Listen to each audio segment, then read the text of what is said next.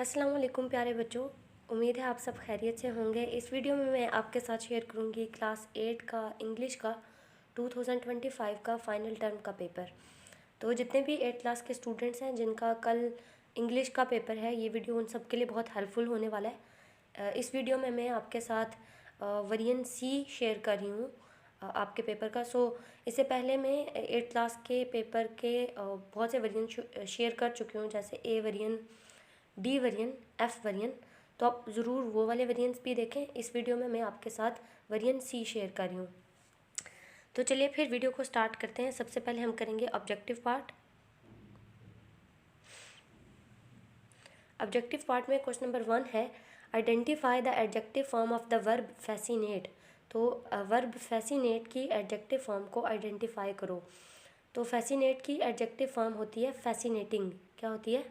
Fascinating. So question number 2 है, identify the sentence having intransitive verb. तो intransitive verb ऐसे verb को बोलते हैं जिसको अपना पूरा मीनिंग देने के लिए ऑब्जेक्ट की ज़रूरत नहीं होती, यानी ये बिना ऑब्जेक्ट के अपना मीनिंग पूरा कन्वे कर सकता है। तो इसका करेक्ट ऑप्शन है D, they are eating sweet mangoes. So अगर हम सिंपल बोल दें दे आर ईटिंग, वो खा रहे हैं, तो ये भी काफ़ी है। ठीक है। सो इसको अपना मीनिंग पूरा देने के लिए ऑब्जेक्ट की ज़रूरत नहीं है, तो ये फिर इंट्रांजिटिव वर्ब हुआ।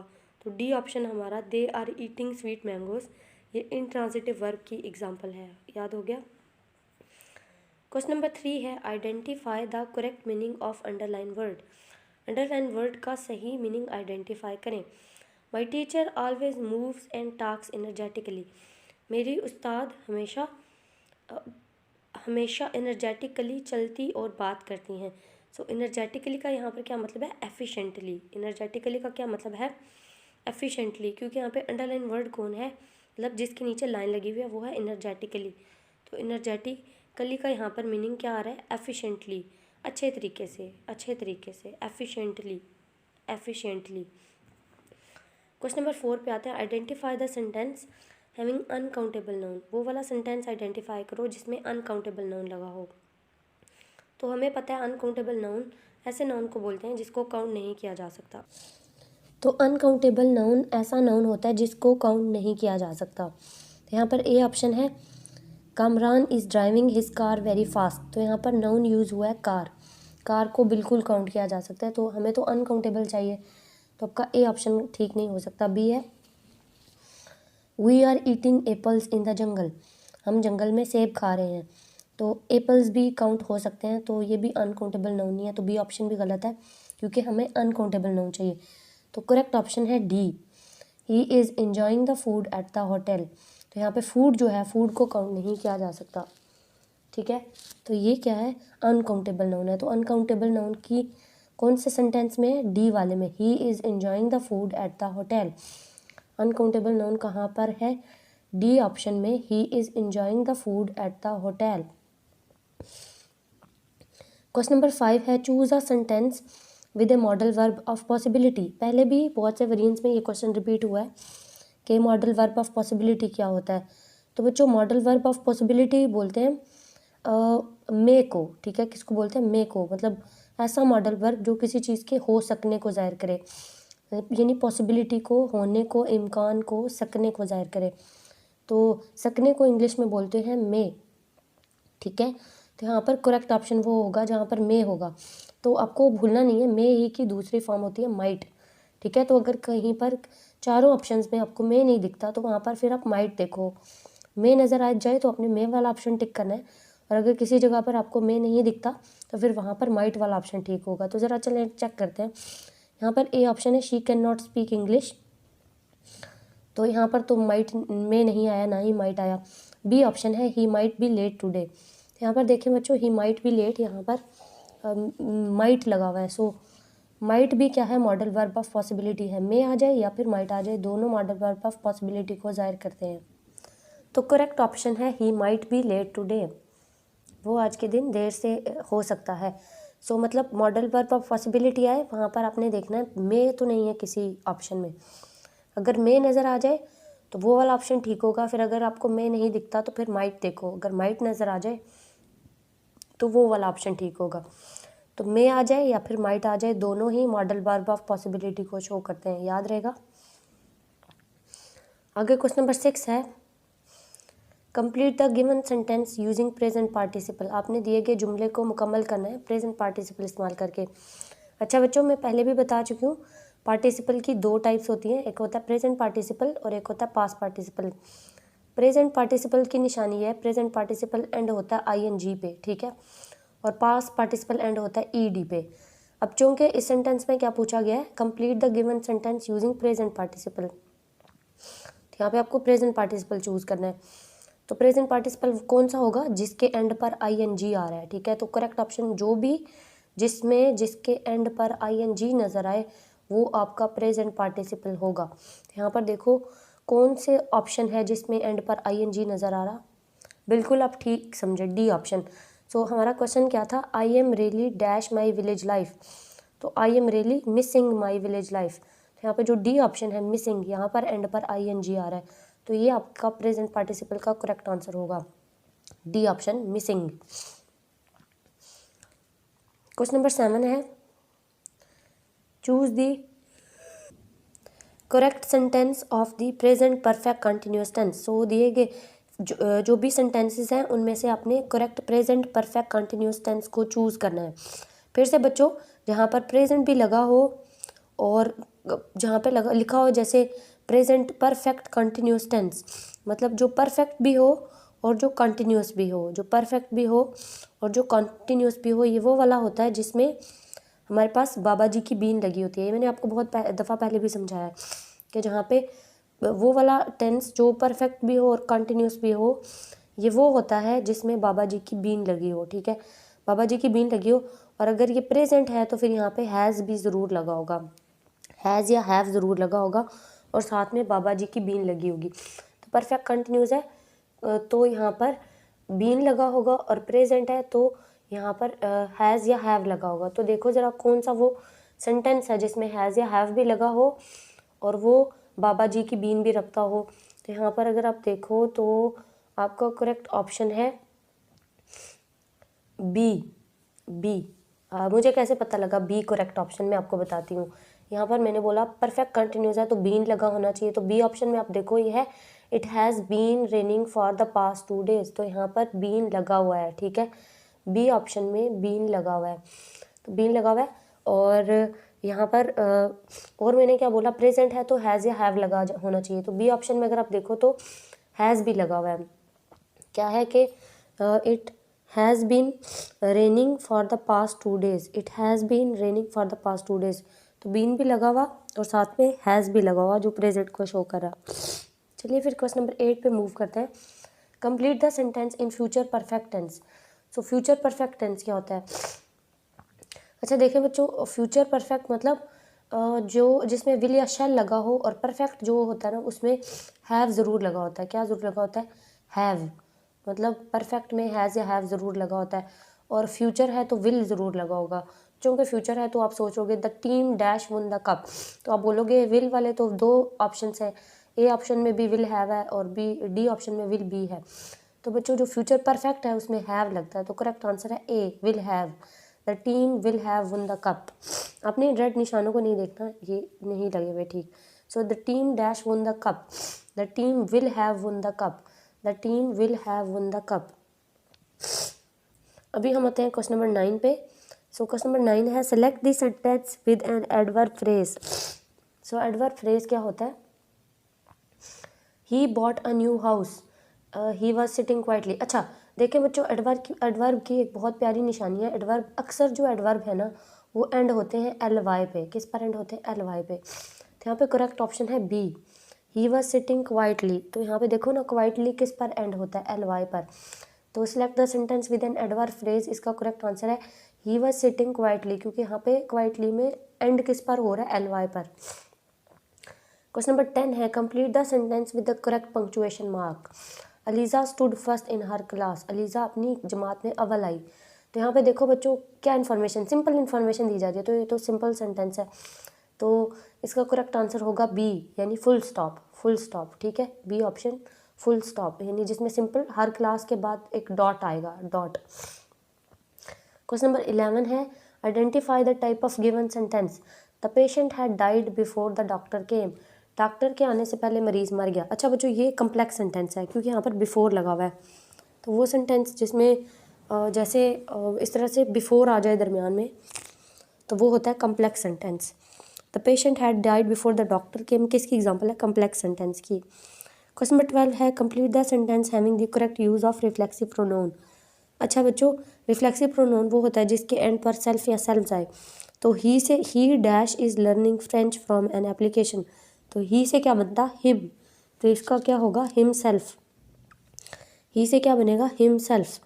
Him self is learning French from an application. Question number 13 है identify the sentence that contains A compound preposition. पिछले भी वेरिएंस में ये क्वेश्चन बहुत दफ़ा आया है, कंपाउंड प्रेपोजिशन क्या होता है। तो बच्चों बहुत इंपॉर्टेंट क्वेश्चन है ये, कंपाउंड प्रेपोजिशन। तो ऐसी प्रेपोजिशन जो एक से ज़्यादा वर्ड्स से मिलकर बनी हो उसको आप बोलते हो कंपाउंड प्रेपोजिशन। तो यहाँ पर डी ऑप्शन है, she is sitting on top of the chair. तो यहाँ पे देखो बच्चों, जो लफ्ज़ है ना ऑन टॉप ऑफ, ये पूरा प्रेपोजिशन है और आप देखो ये 3 वर्ड से मिलकर बना है, ऑन टॉप ऑफ, 3 वर्ड से। तो इस तरह की प्रेपोजिशन को बोलते हैं कंपाउंड प्रेपोजिशन। तो डी ऑप्शन ठीक है, she is sitting on top of the chair. Question number 14 है identify the word with diphthong. So diphthong के साथ आपने आइडेंटिफाई करना है वर्ड को। तो इसका करेक्ट आंसर है सी, रोज, रोज। क्वेश्चन नंबर 15 है change the narration of the following sentence. So the teacher said to the student give me a glass of water. अच्छा बच्चों, एक चीज़ आपने याद रखनी है, टीचर जब भी करता है ऑर्डर करता है। टीचर का काम ही होता है ऑर्डर करना। तो teacher order the student to give him a glass of water. तो करेक्ट आंसर होगा ए वाला जिसमें टीचर ऑर्डर्ड। ठीक है। क्वेश्चन नंबर 16 है choose the correct correlative conjunction to fill in the blanks. The exams were dash easy dash difficult. अच्छा बच्चों, जब यहाँ पर देखो 2 डैशेस हैं, एक इजी से पहले और एक डिफ़िकल्ट से पहले। और हमें पता है इजी का मतलब होता है आसान और डिफ़िकल्ट का मतलब होता है मुश्किल। तो जब 2 बिल्कुल मुख्तलिफ चीज़ें हों, यानी एक आसान एक मुश्किल, तो उनके दरमियान आपको को लगाने हो कोरिलेटिव कंजंक्शन, तो लगता होता है आइदर या आर। ठीक है, तब क्या लगता है? आइदर या आर। मतलब एक इजी है दूसरा डिफ़िकल्ट है, तो यहाँ पे क्या लगेगा? आइदर या or. So the exams were either easy और डिफ़िकल्ट। एग्ज़ाम्स या तो आसान थे या मुश्किल। ठीक है, सो आइदर आर यहाँ पर क्या लगेगा? वैसे नहीं, हर जगह नहीं, सिर्फ यहाँ पे। ठीक है, जब इजी डिफ़िकल्ट लिखा हो ना तो वहाँ पे आपने क्या लगाने हैं? कौन से correlative conjunction? Either or, either or. Question number 17 है filling the blank with suitable adverb clause. They continued their journey dash it was getting dark. उन्होंने अपना सफ़र जारी किया इसके बावजूद के अंधेरा छा रहा था, even though it was getting dark. अच्छा बच्चों, जब किसी सिचुएशन से कोई फ़र्क नहीं पड़ा हो, मतलब बहुत अंधेरा छा रहा, उसके बावजूद भी वो अपना सफ़र जारी रखे हुए थे, तो वहाँ पर आपने लगाने इवन दो। इसको याद कर लें, they continued their journey even though it was getting dark. Even though, इसके बावजूद के, ठीक है, इसके बावजूद के even though. Choose this sentence that contains A transitive verb. So transitive verb ऐसे वर्ब को बोलते हैं जिसको अपना पूरा मीनिंग देने के लिए ऑब्जेक्ट की ज़रूरत होती है। So the fire Burns the house. तो यहाँ पे आग ने जलाया, क्या जलाया? घर। तो द फायर बर्न्स अपना मीनिंग पूरा नहीं दे सकता जब तक द हाउस आप नहीं बोलो। तो the fire Burns the house, ये एग्जांपल है ट्रांजिटिव वर्ब की। ये भी बहुत वेरिएंस में रिपीट हुआ है। चलिए अगला वर्ड है identify the word with the triphthong. तो ट्रिफ्थोंग वाला आपने वर्ड आइडेंटिफाई करना है, जैसे रॉयल, रॉयल। क्वेश्चन नंबर 20 है identify the sentence that contains capitonyms. ये मैंने पहले बताया था, कैपिटोनियम बोलते हैं ऐसे लफ्ज़ों को जिनके 2 मीनिंग्स हों, एक से ज़्यादा मीनिंग्स हों। सो ए ऑप्शन देखिए यहाँ पर है, the Pakistani army march on 23 मार्च। तो यहाँ पर देखो मार्च, मार्च, तो 1 मार्च कौन है? चढ़ाई करना, और 1 मार्च का है महीना, जैसे 1 मार्च मंथ का नाम है। सो पिछले वेरिएंट में एक वहाँ पर था टर्की, टर्की। ठीक है, तो यहाँ पे भी मार्च, मार्च आ गया। तो मतलब जब भी कैपिटोनियम पूछा जाए ना तो वो वाला सेंटेंस ठीक होगा जिसमें दो सेम तरह के वर्ड यूज़ हुए होंगे, दो सेम तरह के वर्ड। जैसे टर्की टर्की वहाँ पर हुआ था, तो यहाँ पर कौन हो रहा है, मार्च मार्च। करेक्ट आंसर है the Pakistani army march on 23 March. Question number 21 है, choose the correct figure of speech in the given sentence. The water in river stretching like a sleepy cat. फिर से बच्चों, जब भी किसी फिक्रे में एज या लाइक का इस्तेमाल आपको नज़र आए, एज आ जाए या फिर लाइक आ जाए, पक्का वो सिमली होता है। वो पक्का क्या होता है, सिमली। यहाँ पर ये क्या है, the water in river stretching like a sleepy cat. तो यहाँ पर एक वर्ड यूज़ हुआ है लाइक, तो ये किसकी एग्जाम्पल होगा, सिमली की। याद रहेगा, जब भी एज नज़र आ जाए या फिर लाइक नज़र आ जाए, वो किसकी एग्जाम्पल होता है, सिमली की। क्वेश्चन नंबर 22 है, identify the sentence having correct alliteration. तो अलिट्रेशन बोलते हैं जैसे ट्विंकल ट्विंकल लिटिल स्टार, मतलब दो सेम लेटर से स्टार्ट होने वाले वर्ड्स इकट्ठे आए। जैसे बेबी बेबी, यस मामा, तो बेबी बेबी बी बी इकट्ठे आए हैं। सेम बच्चों, यहाँ पे करेक्ट आंसर है बी।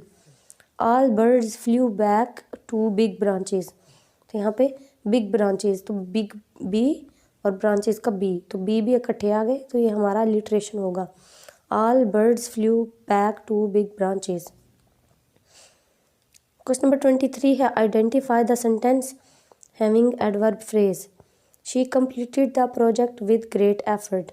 ऊपर इसने बता दिया ये एडवर्ब फ्रेज है, तो ये किसकी एग्जांपल है, एडवर्ब फ्रेज की। सो क्वेश्चन नंबर 24 है, identify the literary technique use in given sentence. The water was as cold as ice. अभी आप लोग बताओगे, बिल्कुल मैंने अभी आपको बताया कि जिस भी फिक्रे में एज आ जाए या फिर लाइक आ जाए, वो सिमली होता है। यहाँ पर है the water as cold as ice, तो यहाँ पर एज आ गया, तो ये किसकी एग्जाम्पल होगा, सिमली की। क्वेश्चन नंबर 25 है, identify the sentence having correct use of personification. वो वाला सेंटेंस आइडेंटिफाई करो जिसमें पर्सनिफिकेशन का सही इस्तेमाल हुआ है। सो पर्सनिफिकेशन क्या होती है, जब इंसानों वाला काम कोई दूसरी चीज़ करे। यहाँ पे करेक्ट आंसर है B. The car danced across the icy road. Car ने बर्फ़ वाली सड़क के अक्रॉस डांस किया। सो डांस करना तो बंदों का काम है, कार कैसे डांस कर सकती है, तो ये क्या होगा, लाइक जो डांस्ड है, the car danced across the icy road, ये पर्सनिफिकेशन की एग्जांपल है। क्वेश्चन नंबर 26 है, identify the sentence having correct use of hyperbole. आपने वो वाला सेंटेंस चूज़ करना है जिसमें हाइपरबोल का ठीक से इस्तेमाल हुआ हो। अच्छा बच्चों, हाइपरबोल बोलते हैं जब आप बढ़ा चढ़ा के किसी चीज़ को बताते हो, उसको बोलते हैं hyperbole. The teacher gave us a ton of homework. टीचर ने हमें टन ऑफ होमवर्क दे दिया, मतलब घर को लिखने के लिए काम कितना दे दिया, टन ऑफ। हम बोलते होते ना कि टन के हिसाब से काम दे दिया, जब बहुत ज़्यादा काम मिले तो इसको बोलते होते हैं hyperbole. The teacher gave us a ton of homework. Question number 27 है, change the narration of following sentence. Heera told me that they were baking a cake. तो Heera said to me they were baking a cake. देखना आपने दोनों में लगा होना चाहिए, एक सेड है तो आगे वर लगा होना चाहिए। Heera said to me they were baking a cake. Read the following poem carefully and answer the MCQs given below. When dreams are big and goals are high, hard work takes you to the sky. It's the key to success and fame, and brings your passion to the game. With every step, with every fall, get up and give your all. Don't let obstacle block your way. Keep pushing forward day by day. Dedication, sweats and trees will lead to triumph through the years. From failure, learn and grow, and your hard work will start to show. So don't give up, don't lose heart. Keep striving, play your part. Hard work's mighty power will shine and make your dreams and goals align. Question number 28 है, what does the line get up and give your all suggest? तो ये क्या suggest करती है, to persevere despite challenges. Question number 29 है, what is the meaning of obstacle? तो बच्चों obstacle का मतलब होता है मुश्किल यानी hurdle. Question number 30 है, what should one do when faced with failure as suggested by the poem? कहता है जब किसी बंदे को नाकामी का सामना करना पड़े तो उसको क्या करना चाहिए, पोएम में क्या सुजेस्ट किया गया है। तो इसका करेक्ट आंसर है C, learn and grow from it. उसको सीखना चाहिए और ग्रो करना चाहिए, learn and grow from it. Question number 31 है what is the central theme of the poem. तो सेंट्रल थीम क्या है पोएम का? The power of hard work for success. तो सेंट्रल थीम क्या है पोएम का? The power of hard work for success. The rhyming word of tear is. अच्छा बच्चों, राइमिंग वर्ड्स ऐसे वर्ड्स को बोलते हैं जो मिलते जुलते हैं, जैसे टीयर फियर, टीयर फियर। ठीक हो गया। अब हम करते हैं सब्जेक्टिव पार्ट। तो यहाँ पे क्वेश्चन नंबर 33 है paraphrase the following stanza in your words, use correct grammar, punctuation and spelling. इसके 10 मार्क्स हैं। तो आपको कुछ लाइंस दी हुई हैं। I woke up early in the morning, the sky was painted with hues of gold, the words sing sweet melodies and the world felt calm and bold. तो कुछ पोएम की लाइंस दी हुई हैं और आपको इनको पैराफ्रेज करना है। पैराफ्रेज होता है कि सिंपल वर्डिंग में आपको इनको लिखना है थोड़ा मुख्तसर करके, ठीक है। इसको बोलते हैं पैराफ्रेज करना। सो इसका आंसर है as I rose with the dawn the sky transformed into a breathtaking canvas of golden tones. The gentle trills of birds filled the air with enchanting music, and the world seemed to radiate a sense of serene confidence. अभी याद कर लो, आपके 10 number आ जाएंगे। Next paragraph है right a paragraph of 10 sentences on birthday gifts. Use correct grammar, punctuation and spelling marks. तो ये paragraph है birthday gifts पे। मतलब आपको एक पैराग्राफ लिखना है 10 मार्क्स का माय बर्थडे गिफ्ट्स पे। तो ये वो पैराग्राफ है। I was thrilled to receive many wonderful birthday gifts from my loved ones. My parents gave me a beautiful watch that I had been eyeing for months. My best friend gifted me a lovely journal and a set of colorful pens. My sibling gave me a fun board game that we could play together. I also received a gorgeous bouquet of flowers from my grandparents. My aunt gave me a delicious cake and a box of chocolates. My uncle gifted me a new book by my favorite author. I was touched by the thoughtful gifts and messages from my friends and family. Each gift was special and meaningful in its own way. Overall I felt loved and celebrated on my birthday. अच्छा बच्चे, काफ़ी लंबा है तो आप इसको थोड़ा सा शॉर्ट कर लो। अगर आपके घर में कोई बड़ा है जिससे आप थोड़ा शॉर्ट करवा सको तब बेशक थोड़ा शॉर्ट वाला याद कर लो। माई बर्थडे गिफ्ट्स पे 10 लाइनें आपको कहीं और से ईजी मिलती हैं तो बेशक आप वो कर लें। नेक्स्ट क्वेश्चन है read the following paragraph carefully and answer the questions given below. Use correct grammar, punctuation and spelling.